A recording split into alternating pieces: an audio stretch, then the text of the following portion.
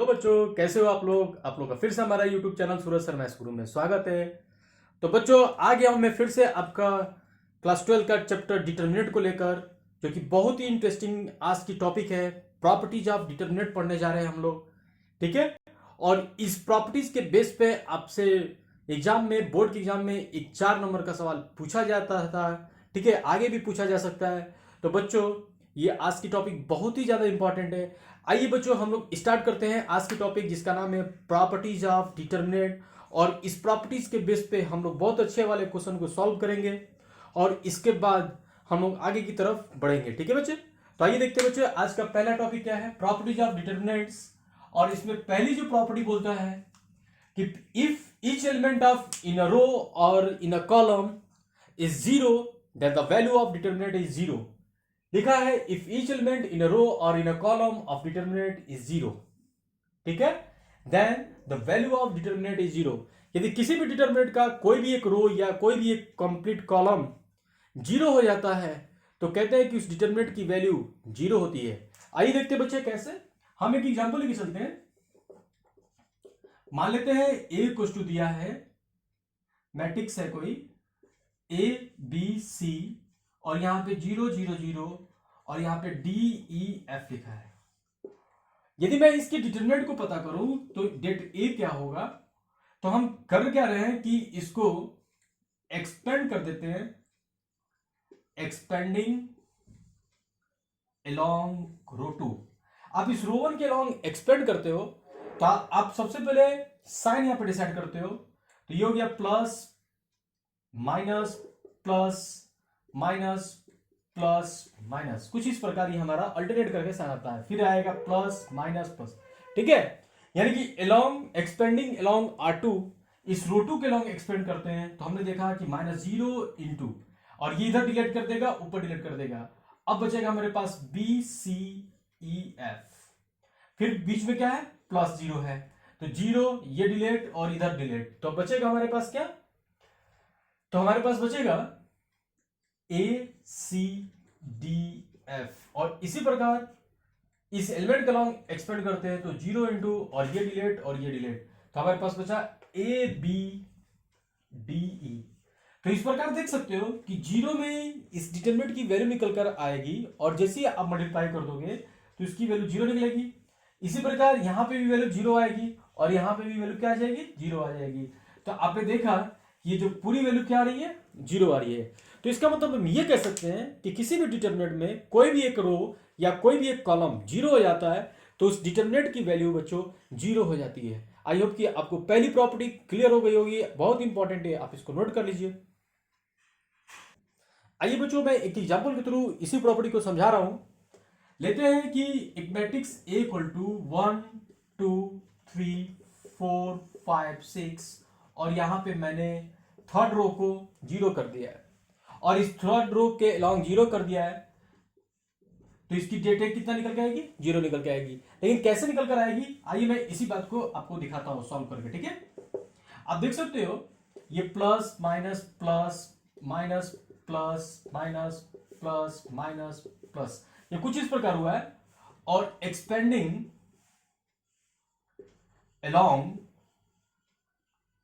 Row three, ये जो third row है इसके अलोंग हम एक्सपेंड करते हैं, तो ये आ जाएगा जीरो इंटू इधर कैंसिल ये कैंसिल, तो ये बचेगा 2 3 5 6, again minus zero into cancel cancel 1 3 4 6, और प्लस जीरो इंटू ये कैंसिल इधर कैंसिल 1 2 4 5, ठीक है बच्चे। तो आप देख सकते हो जीरो इंटू ये हो गया 12 minus 15 6 minus 12 plus zero into 5 minus 8, और आप देख सकते हो जीरो में माइनस 3 से मल्टीप्लाई करेंगे, जीरो यहां पे भी जीरो ये भी जीरो है, यानी ओवरऑल हमने देखा कि इसकी वैल्यू क्या आ रही है, जीरो आ रही है। ओवरऑल हम ये कह सकते हैं कि किसी भी डिटरमिनेंट में या किसी भी मैट्रिक्स में एक रो या एक कॉलम कंप्लीटली जीरो होता है तो उस मैट्रिक्स के डिटरमिनेंट की वैल्यू जीरो होती है, ठीक है बच्चे।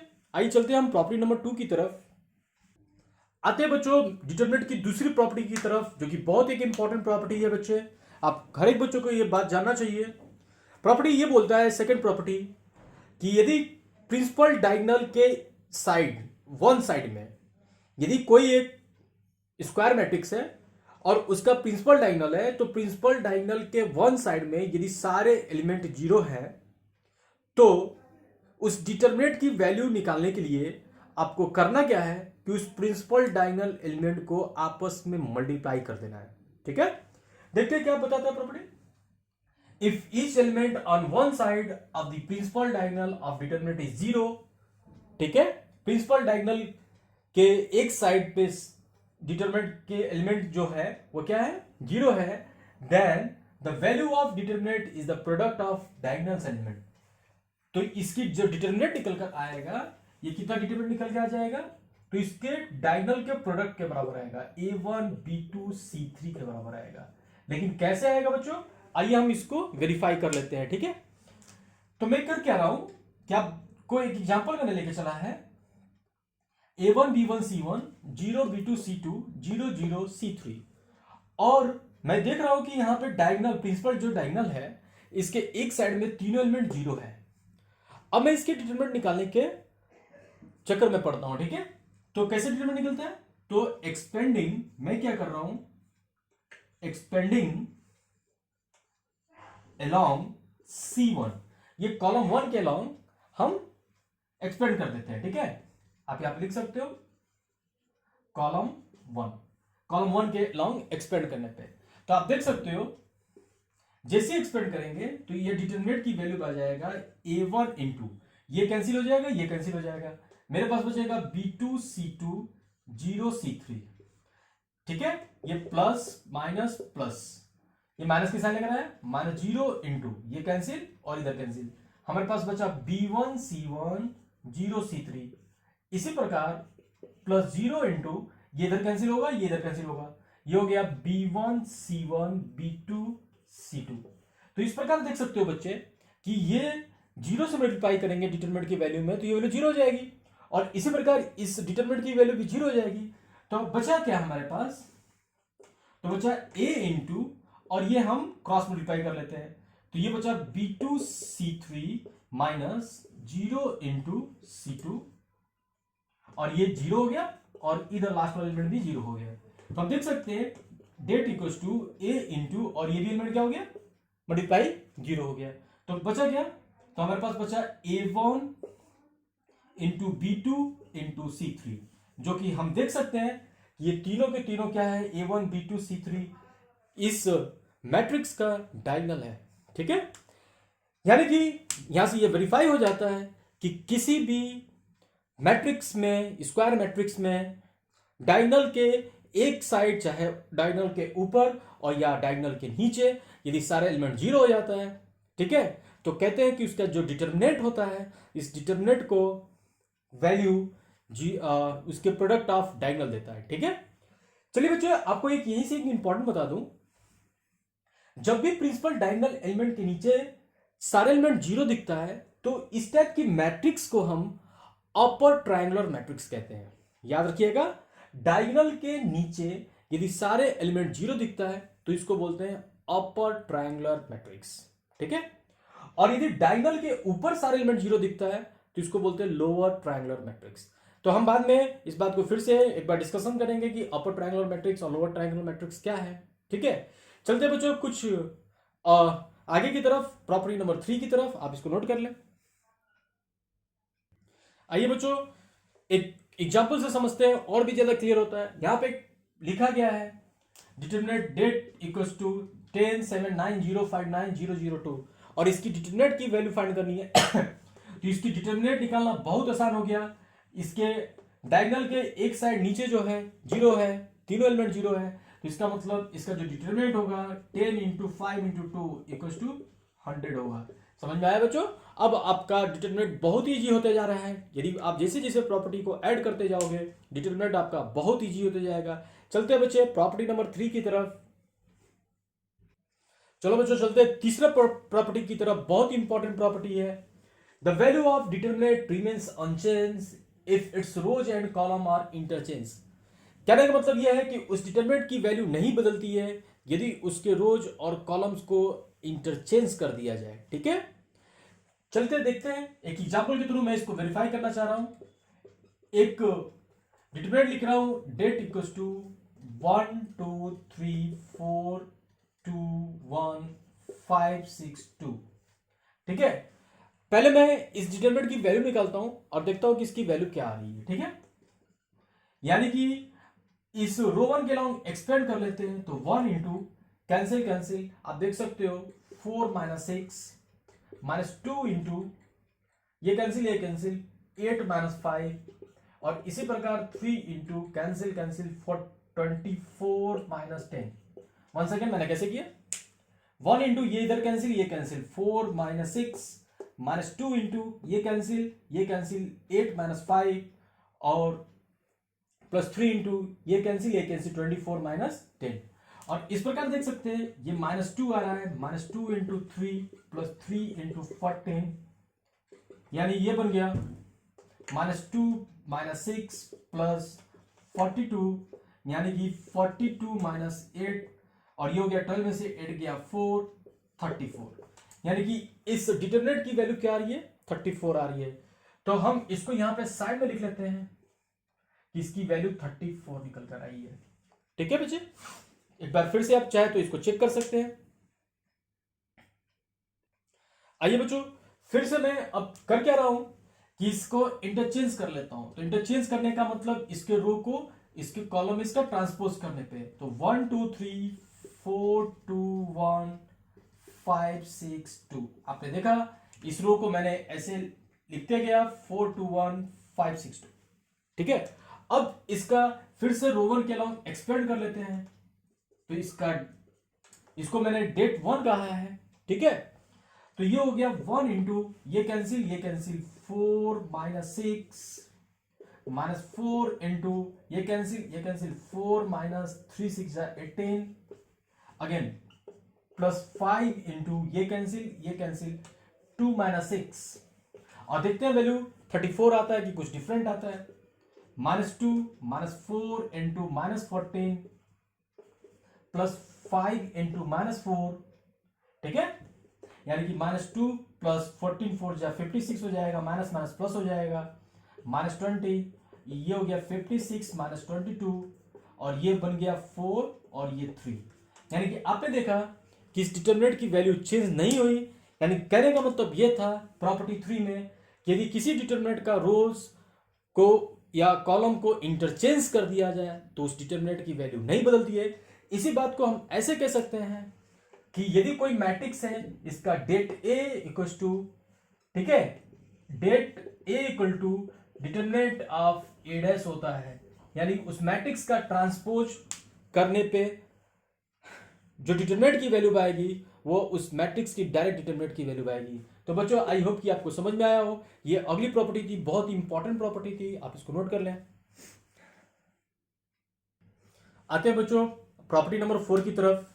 प्रॉपर्टी नंबर 4 है, if any two rows or columns of determinant are interchange then the value of determinant changes. तो उस डिटरमिनेंट की वैल्यू चेंज कर जाता है बाई माइनस साइन ओनली। कहने का मतलब यह है कि जब किसी भी डिटरमिनेंट में कोई भी दो रो या कॉलम को आपस में इंटरचेंज कर लेते हो तो उस डिटरमिनेंट की वैल्यू बदल जाती है। ठीक है, क्या बदल कर हो जाती है, आगे माइनस की साइन लग जाती है। ठीक है, यानी कहने का मतलब यह है कि यदि किसी डिटरमिनेंट की वैल्यू 2 हो रही है तो उसके दो रो या दो कॉलम को आपस में इंटरचेंज कर दोगे, ठीक है, तो उसकी वैल्यू -2 आ जाएगी। ठीक है, आइए एक एग्जांपल से समझते हैं। हमने एक मैट्रिक्स लिखा है 1 2 3 4 5 6 3 7 4। ठीक है, आइए देखिए इसकी डिटरमिनेंट की वैल्यू क्या आ रही है। तो इसकी डिटरमिनेंट की वैल्यू बच्चों आएगी 1 इंटू ये कैंसिल 20 माइनस 42 माइनस 2 इंटू ये cancel 16 minus 18 plus 3 into cancel 4 7 जा 28 माइनस 15। ठीक है बच्चे, आप इसको चेक कर सकते हैं। देखिए बच्चे, तो ये हो गया 20 minus 42 minus 22 minus 2 into -2 plus 3 into ये हो जाएगा 13। ठीक है, यानी कि अब आपको मिला है -22 प्लस 4 अब प्लस 39। 39, ठीक है। -22 प्लस 39 और 4 43, 43 आ गया। और इसको घटाते हैं, 3 में से 2 गया 1 और 4 में से -2 गया, 4 में से 2 गया 2 हो जाएगा, ठीक है। यानी इसकी डिटरमिनेंट की वैल्यू क्या आ रही है, 21 आ रही है। आप इसको चेक करें। तो मैंने इस प्रकार डेट की वैल्यू 21 निकाल लिया है और इस डेट 21 की वैल्यू यहां पर रख दिया है। अब मैं क्या कर रहा हूं कि इसके रो को आपस में इंटरचेंज कराऊंगा। आप चाहे तो इसके किसी दो कॉलम को भी आपस में इंटरचेंज करा सकते हैं, ठीक है। यानी कि मैं क्या कर रहा हूं कि रो 1 से इंटरचेंज कर लेता हूं रो 3 पे, ठीक है। और इसका नाम मैंने रख दिया डेट 1। एक नया डिटरमिनेंट बन गया है हमारे पास 3 7 4 4 5 6 1 2 3, ठीक है। अब इसको एक्सपेंड कर लेते हैं। आप किसी भी रो कहीं से किसी भी कॉलम के अलोंग एक्सपेंड कर सकते हो। एक्सपेंडिंग अलोंग रो 1, मैं रो 1 के अलोंग ही एक्सपेंड कर रहा हूं। देखता हूं डेट 1 की वैल्यू क्या आ रही है। तो ये आ रहा है 3 into cancel cancel 15 minus 12 -7 into ये कैंसिल है किसी 12 -6 अब प्लस 4 इंटू ये कैंसिल 8 -5 और अब आपको मिल जाएगा 3 इंटू 3 -7 इंटू 6 प्लस 4 इंटू 3। इस प्रकार आपने देखा ये 9 है, -56 है, सॉरी 42 है, अब प्लस 12 है। यानी कि 12 9 21 21 -42 और हमारी जो वैल्यू आ रहा है -21 आ रहा है, ठीक है। और पहले हमारी जो वैल्यू निकल कर आई थी वो थी 21। यानी इस प्रकार हम ये कह सकते हैं कि किसी भी डिटरमिनेंट में किसी भी दो रो को या किसी दो कॉलम को आपस में इंटरचेंज कर लें तो उसकी वैल्यू बदल जाती है। अब बदल कर होता क्या है, सिर्फ आगे माइनस के साइन लगती है। यदि वो पहले पहले प्लस आ रही थी वैल्यू तो अब बाद में माइनस आएगी। यदि पहले वैल्यू माइनस में आ रही थी बाद में उसकी वैल्यू प्लस में आएगी। तो आई होप कि बच्चों प्रॉपर्टी नंबर 4 समझ में आ गया है। आप इसको नोट कर सकते हैं अपनी नोटबुक में। चलते हैं बच्चों प्रॉपर्टी नंबर 5 की तरफ, जो कि एक इंपॉर्टेंट प्रॉपर्टी है। इस प्रॉपर्टी के अंदर हम ये जानेंगे यदि किसी भी डिटरमिनेंट का दो रो या कोई भी दो कॉलम आइडेंटिकल हो गया। आइडेंटिकल का मतलब होता है सेम हो गया, सेम का मतलब होता है क्रॉसपॉन्डिंग एलिमेंट सेम हो गए, तो कहेंगे कि उस डिटरमिनेंट की वैल्यू 0 होती है, ठीक है। यानी कि कह सकते हैं कि इफ एनी टू रोज और column of determinant are identical, identical का मतलब हो गया same, all corresponding elements are same, then the value of determinant is 0। सिर्फ दो रो आपका सेम होना चाहिए, ठीक है। एक एग्जांपल से हम क्लियर करना चाहेंगे इसको। a इक्वल्स टू या डेट इक्वल्स टू 1 2 3 4 5 6 1 2 3। आप देख सकते हो रो 1 जो है रो 3 का सेम है ना।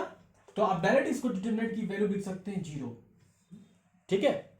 आप चाहे तो इसको वेरीफाई भी करा सकते हैं। इसकी डिटरमिनेंट की वैल्यू क्या आएगी, 0 आएगी। क्यों, क्योंकि ये हमारी प्रॉपर्टी नंबर 5 बोल रहा है, ठीक है। इसको खोज करके आपको बनाया गया है। फिर भी हमारे को विश्वास नहीं होता है, हम इसको देखना चाहते हैं एक्सपेंड कर कर। तो आइए देख लेते हैं एक्सपेंड कर कर। एक्सपेंडिंग अलोंग रो 1, मैं इस रो 1 के अलोंग एक्सपेंड कर लेता हूं। आप चाहे तो रो 2 के अलोंग एक्सपेंड कर सकते हैं, कॉलम 1 के अलोंग, कॉलम 2, कॉलम 3 किसी के अलोंग एक्सपेंड कर सकते हैं, ठीक है। एक्सपेंडिंग अलोंग रो 1। अब हमारे डेट की वैल्यू आ रही है 1 इंटू ये कैंसिल 15 माइनस 12 -2 इंटू ये cancel 12 -6 again plus 3 into cancel 8 -5। आपका डिटरमिनेंट निकालने आ रहा होगा बच्चों। मैंने लास्ट वीडियो में बताया था कि किस प्रकार से हम 3x3 मैट्रिक्स का डिटरमिनेंट निकलता है। मैं इसी चीज को डायरेक्ट लिख रहा हूं। आई होप कि आपने बहुत सारे क्वेश्चन पे प्रैक्टिस किया है, ठीक है। तो चलते हैं बच्चे। 1 इंटू 3 -2 इंटू 6 प्लस 3 इंटू 3। आप देख सकते हो ये 3 -12 प्लस 9 और 9 3 12 -12 इक्वल टू 0। यानी कि इस प्रकार हम कह सकते हैं कि इस डिटरमिनेंट की वैल्यू 0 है। और ये क्यों है, क्योंकि इसके दो रो या कोई भी दो कॉलम आइडेंटिकल है, ठीक है। इसका दो रो हमारा क्या है, आइडेंटिकल था, मतलब क्रॉसपॉन्डिंग एलिमेंट सेम थे। इस प्रकार इस डिटरमिनेंट की वैल्यू 0 आ रही थी। बच्चे आप इसको नोट कर सकते हैं। आइए बच्चों जानते हैं प्रॉपर्टी नंबर 6 की तरफ। एक बहुत अच्छी प्रॉपर्टी है। इस प्रॉपर्टी के अंदर यह बोला गया है, यदि आप किसी भी डिटरमिनेंट में, ठीक है, किसी कांस्टेंट से मल्टीप्लाई कर देते हैं, ठीक है, किसी भी डिटरमिनेंट में किसी एक रो या किसी एक कॉलम में हम कांस्टेंट से मल्टीप्लाई कर देते हैं, तो उस डिटरमिनेंट की वैल्यू के टाइम्स हो जाती है जो पहले जो डिटरमिनेंट आ रही थी। कहने का मतलब क्या है हमारा कि if each element of a row और column of a determinant is multiply by the same number k, ठीक है, then the value of new determinant is k times the value of original determinant. ठीक है, आइए देखते हैं कि example से आपको क्लियर करते हैं हम। मैंने एक डिटरमिनेंट लिख रहा हूं, डेट इक्वल टू 1 2 3, ठीक है, और यहां पे लिख दिया 205314, ठीक है। और मैं सबसे पहले इस डिटरमिनेंट की वैल्यू को निकाल लेता हूं। इसके बाद मैं किसी भी एक रो को या एक कॉलम को आप डिसाइड करिएगा और मैं उसमें किसी कांस्टेंट से मल्टीप्लाई करूंगा, ठीक है। आइए देखते हैं क्या होता है इस डिटरमिनेंट की वैल्यू। 1 इंटू कैंसिल कैंसिल, ये हो गया 0 माइनस 5 माइनस 2 इंटू ये cancel 8 minus 15 again plus 3 into ये नीचे कैंसिल 2 माइनस 3 2 माइनस 0 हो जाएगा ये, ठीक है।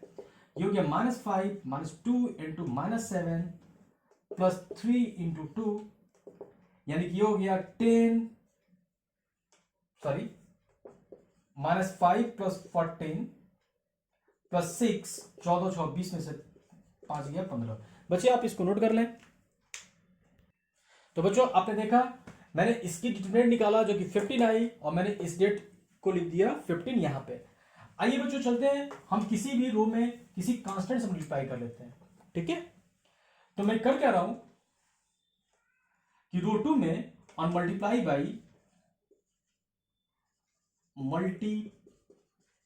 By 2 in row 2, second row में हम 2 से मल्टीप्लाई कर लेते हैं, देखते हैं क्या होता है बच्चे। और इसको डेट 1 कह लेते हैं और ये वैल्यू हो जाएगी 1 4 0 10 2 3 सेम रहेगा 3 1 4। अब फिर से इसको एक्सपेंड कर लेते हैं। तो हमने देखा इसका जैसे आप डेट 1 निकालते हैं कि वैल्यू, तो 1 इंटू ये डिलीट ये 0 माइनस 10, ठीक है, माइनस 2 इंटू ये कैंसिल 16 माइनस 30 प्लस 3 इंटू इधर ये कैंसिल 4 माइनस 0, और इस प्रकार इसकी वैल्यू आ गई माइनस 10 माइनस 2 इंटू माइनस 14 हो जाएगा ये, अब प्लस 3 4 जाए 12 हो जाएगा, और ये हो गया माइनस 10 और 42 जाए 28 प्लस 12।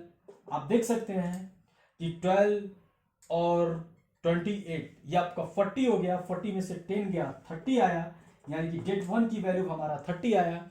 तो इस प्रकार आप देखो डेट 1 इक्वल टू 30 है और डेट की वैल्यू निकला था 15, पहले जो मैट्रिक्स थी उसकी वैल्यू निकली थी और पहले जो डिटरमिनेंट थी उसकी वैल्यू 50 निकला था। तो इस प्रकार आप देख सकते हैं जो कि डेट 1 जो है 2 इंटू डेट है ना, ठीक है। तो इस प्रकार आप कह सकते हो, आप इसको ध्यान से देख सकते हैं इसको और इन दोनों केस को, कि यदि हम 2 से मल्टीप्लाई कर दिए थे रो 2 में, ठीक है, तो ये 2 टाइम्स डिटरमिनेंट की वैल्यू निकल कर आई थी। आई होप कि बच्चों ये आपकी प्रॉपर्टी समझ में आई है, आप इसको नोट कर सकते हैं। तो बच्चों आपने इसको नोट किया है, ठीक है। यहां से एक बहुत इंपॉर्टेंट बात निकल कर आती है, वो ये कि किसी भी रो या किसी भी कॉलम से हम सेपरेटली कुछ कॉमन ले सकते हैं, ठीक है। मतलब हर एक रो से हम कॉमन बाहर लिख सकते हैं, ठीक है। जैसे आप समझे एग्जांपल के थ्रू, यदि मान लेते हैं कि डेट इक्वल टू लिखा है 4 6 8 2 3 5 1 7 8, कुछ इस प्रकार। तो आप देख सकते हैं बच्चे कि यहां पे हम इस रो से कॉमन ले सकते हैं, और इस रो में कॉमन क्या है बच्चे, 2 कॉमन है, यानी कि सेपरेटली हम कॉमन ले सकते हैं 2 3 4, ठीक है, 2 3 5 1 7 8। तो ये एक प्रॉपर्टीज का एक यहां से हमको और भी फायदा आपको दिख रहा है, ठीक है। तो याद रखिएगा कि किसी भी डिटरमिनेंट से किसी भी एक रो या एक कॉलम से हम कॉमन ले सकते हैं, ठीक है। दूसरी अच्छी बात आपको जानना है इस प्रॉपर्टी से ये कि यदि मैं आपको ये कहूं कि कोई भी एक डिटरमिनेंट है जिसकी ऑर्डर n है, ठीक है, तो k into A equals to k का power n into det a होता है, ठीक है। ये पावर क्या है बच्चे, यदि वो डिटरमिनेंट की ऑर्डर यदि 3 है, ठीक है, तो और यदि उस मैट्रिक्स में हर एक एलिमेंट में मल्टीप्लाई कर रहे हो तो वो कितना हो जाएगा, k के पावर 3 के टाइम्स हो जाएगा, k के पावर n टाइम्स हो जाएगा। यदि n ऑर्डर की मैट्रिक्स है तो k के पावर n हो जाएगा, ठीक है। इस चीज को भी हम आपको वेरीफाई करेंगे, एक इंपॉर्टेंट चीज है, आप इसको नोट कर सकते हैं बच्चे। चलते हैं बच्चों प्रॉपर्टी नंबर 7 की तरफ, जो कि एक इंपॉर्टेंट प्रॉपर्टी है, ठीक है।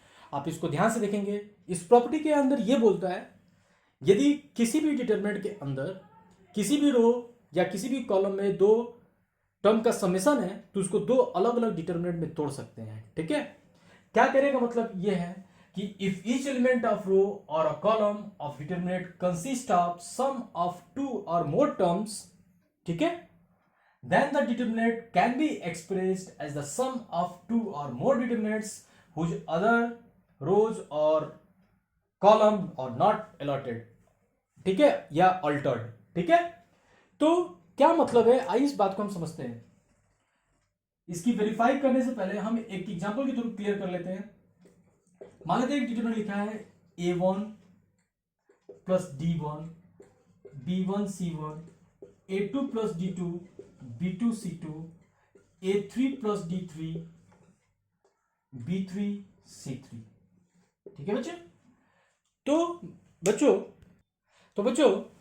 तो हम कर क्या सकते हैं कि ये जो डिटरमिनेंट है ना, इसको तोड़ के दो अलग अलग डिटरमिनेंट बनाया जा सकता है। कैसे बच्चे, तो ये लिख सकते हैं a1 a2 a3 और b1 b2 b3 c1 c2 c3 plus अब इसी प्रकार इस d1 को d1 d2 d3 और ये आगे वाला b1 b2 b3 और c1 c2 c3, ठीक है, ये हमारा सेम रहेगा। तो ये लास्ट वर्ड जो कह रहा था हुज अदर रोज और कॉलम आर नॉट अल्टर्ड, ठीक है। तो इस प्रकार बच्चों आपने देखा कि किसी भी डिटरमिनेंट को में यदि एक रो हो या दो रो हो, उसमें कई सारे टर्म्स का समेशन हो तो उसको अलग अलग डिटरमिनेंट तोड़ कर लिख सकते हैं। यदि आप इस डिटरमिनेंट की वैल्यू निकालने की कोशिश करेंगे तो ये छोटे छोटे दो अलग डिटरमिनेंट के एडिशन के बराबर आ जाएंगे, ठीक है। तो ये भी एक अच्छी प्रॉपर्टी है। यदि यहाँ पे मान लेते कि E1 होता तो ये और भी आगे की तरफ बढ़ता है, ठीक है। यदि इसमें भी जोड़ा होता है तो और भी आगे की तरफ ये बढ़ता है, ठीक है बच्चे। तो कई सारे छोटे छोटे डिटरमिनेंट को जोड़कर एक बड़ा डिटरमिनेंट या एक बड़े डिटरमिनेंट को तोड़कर छोटे छोटे डिटरमिनेंट में बनाया जा सकता है, जो कि एक इंपॉर्टेंट हो जाता है, ठीक है। आइए मैं एक एग्जांपल के थ्रू इसको समझाने की कोशिश करता हूं। चलिए बच्चों एक क्वेश्चन देखते हैं। ये छोटा सा क्वेश्चन है 714825936 और इसको मैं इस प्रॉपर्टीज पे लगाने की कोशिश करता हूं, ठीक है। हम चाहे तो इसको डायरेक्ट एक्सपेंड करके निकाल सकते हैं, ठीक है। तो पहले हम इसकी डायरेक्ट एक्सपेंडिंग करके निकाल लेते हैं और फिर इसके बाद प्रॉपर्टीज लगाकर इसको तोड़ेंगे, ठीक है बच्चे। तो मैं इधर का पार्ट को इरेज कर रहा हूं।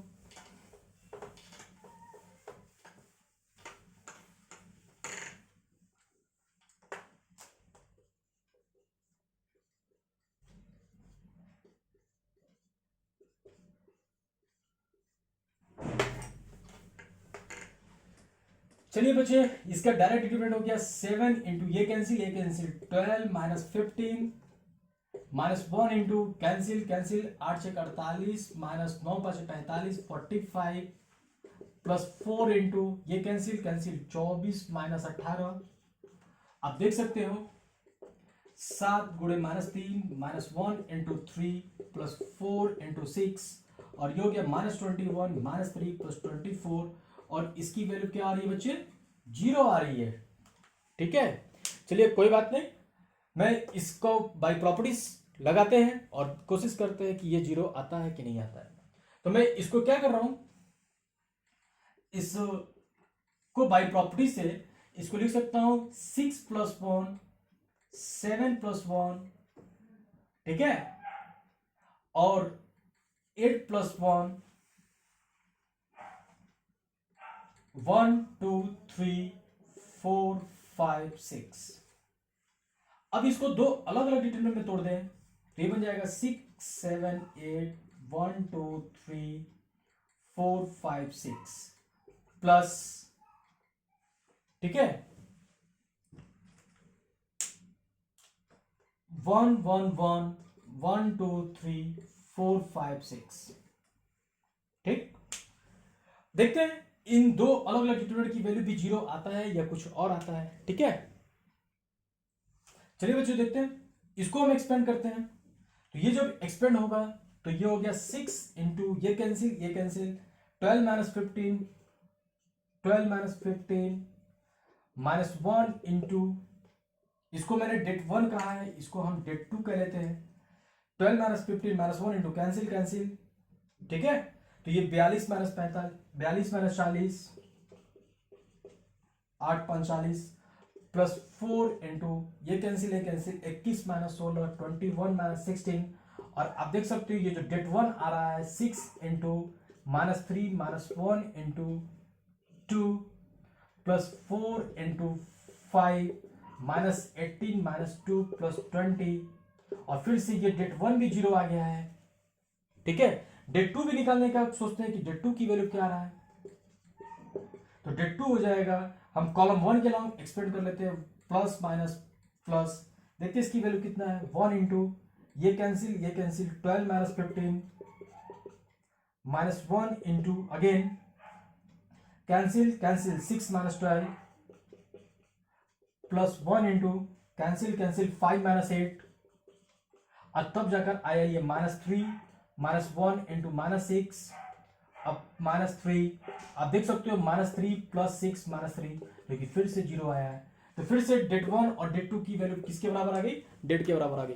यानी कह सकते हैं कि किसी भी मैट्रिक्स को हम तोड़कर अलग अलग टर्म्स में तोड़ सकते हैं, फाइंड आउट कर सकते हैं। ठीक है, हम यहाँ पे और भी एक प्रॉपर्टी के थ्रू, इसको जो पीछे प्रॉपर्टीज बताया गया उसके भी थ्रू हम आइडेंटिकल दिखाकर सॉल्व कर सकते थे, 0 दिखा सकते थे, लेकिन नहीं, मैंने लास्ट प्रॉपर्टी पर हमको इसको दिखाना था, इसलिए मैंने इसको लास्ट प्रॉपर्टी से दिखाया कि किसी भी डिटरमिनेंट को हम दो अलग अलग डिटरमिनेंट में तोड़ सकते हैं। ठीक है, चलिए बच्चे आप इसको नोट कर लें।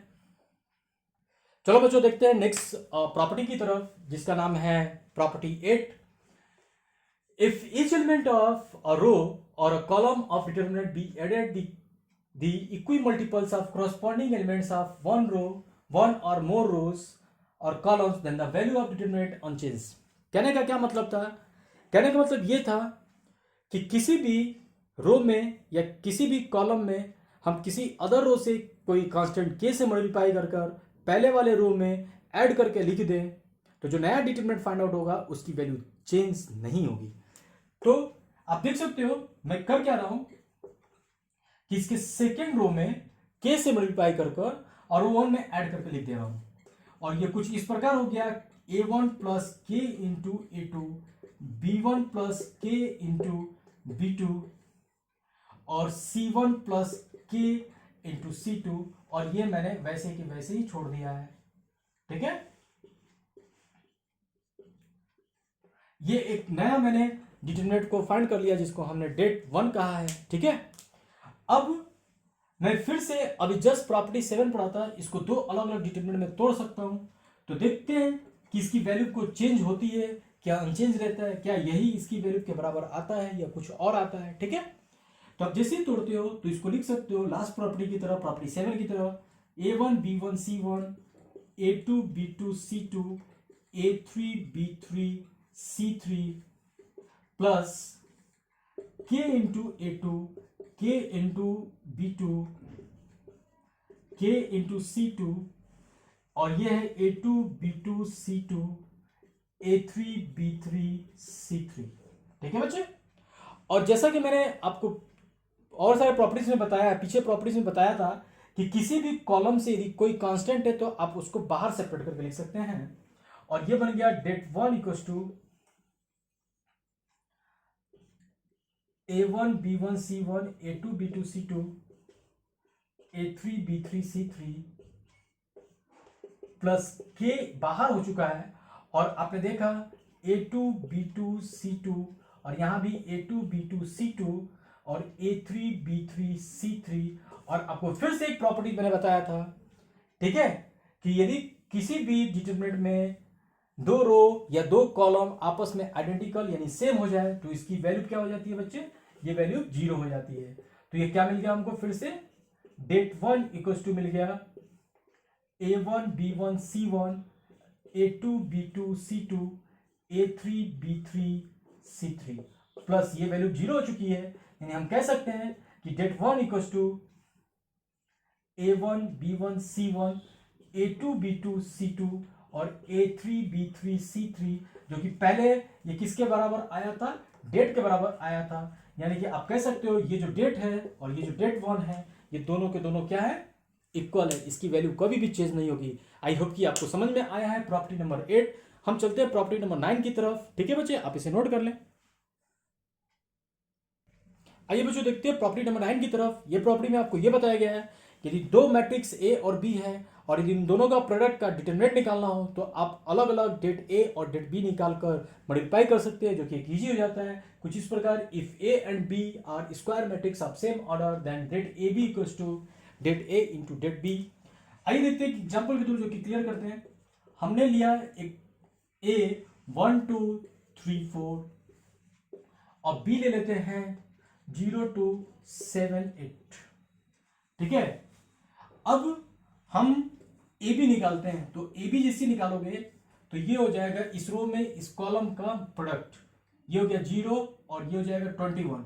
आप इसमें करें 2 + 24 26, आप इसका करें इसमें 0 + 28 हो जाएगा, ये अगेन आप 4 + 32 36 आएगा। हमने ए बी निकाल दिया है जिस तरह से रो का मल्टीप्लिकेशन आपको बताया था मैट्रिक्स में। वन सेकेंड देखेंगे, इस रो का इस कॉलम के साथ 0 और 3 7 21, इस रो का इस कॉलम के साथ 2 + 24 26, सेकेंड रो का फर्स्ट कॉलम के साथ 0 + 28 28 हो जाएगा, 4 + 32 36 हो जाएगा, ठीक है। अब मैं यहां से इसका डेट ए बी निकाल लेता हूं, जो कि हो जाएगा कुछ इस प्रकार 21 × 36 - 28 × 26, ठीक है बच्चे। आप इसका प्रोडक्ट निकालते हैं तो ये प्रोडक्ट कुछ आएगा। अब चलते हैं हम डेट ए की तरफ, तो डेट ए आया है हमारा कितना हो जाएगा, ध्यान से देखेंगे 4 - 6, ठीक है। तो 4 आप यहां से डायरेक्ट इसका डेट निकाल लीजिए, 4 - 6, ठीक है, जो कि -2 आ रहा है। और डेट बी यदि निकालते हैं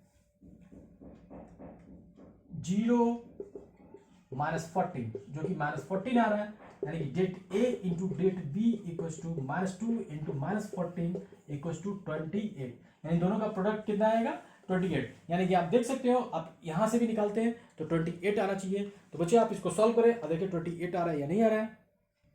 तो बच्चों आपने किया प्रोडक्ट और मैंने यहाँ पे डेट ए बी यहाँ पे कैलकुलेट कर लिया है, 756 - 728 जो कि 28 आया, और 21 × 36 भी मैंने यहाँ पे मल्टीप्लाई किया है, 28 × 26 भी मल्टीप्लाई किया है। इस प्रकार 756 में से 728 घटा दिया, 28 आ चुका है।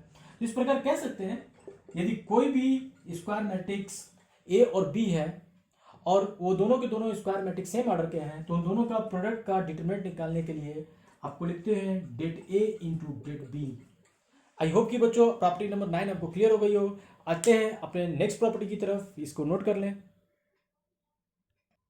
चलते हैं बच्चों प्रॉपर्टी नंबर 10 की तरफ, जो कि आज का आपका होमवर्क है। आपको खोजना है, जानना है कि आखिर ऐसा क्यों हुआ। तो प्रॉपर्टी नंबर 10 आपका ये बोल रहा है the sum of products of elements of any row और any column with the cofactors of the corresponding element of some other rows और कॉलम इज 0।